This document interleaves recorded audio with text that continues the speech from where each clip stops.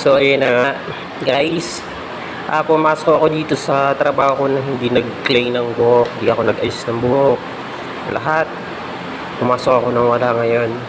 So kailangan ko ayos ngayon kasi nga may pasok. Nakakaya naman sa mga nakakakita sa akin dito naman. Mukha akong nagigising.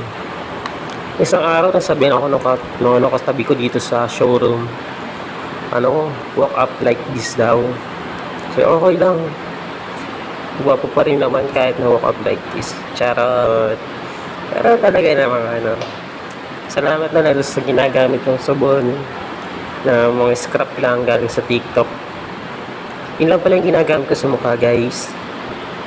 And sa sa buko naman gumagamit ako ng Play-Doh ng bench. Pero baka minsan magpalit na rin ako kasi nga nalalagas yung buko. Ang daming nalalagas. So minipis na yung buko. Yung taas na ng hairline ko kung makikita nyo. So yan. Kailangan ko lang naman ayusin ng konti.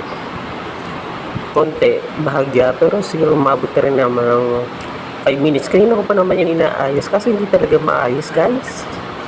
Kawawa naman May-stress na yan. Kapag pagupit lang kasi yan guys. Kaso ang bilis humaba. Sobrang bilis. Halos lahat ng buhok ko sa buong parte ng katawan ko ang bilis humaba. Kaya napapagod na rin ako magbunot minsan ng bikote at balbas guys. Para lang bumata guys. Alam nyo ba kung anong edad na yan? Secret na yon. Hindi pwede. Bye bye.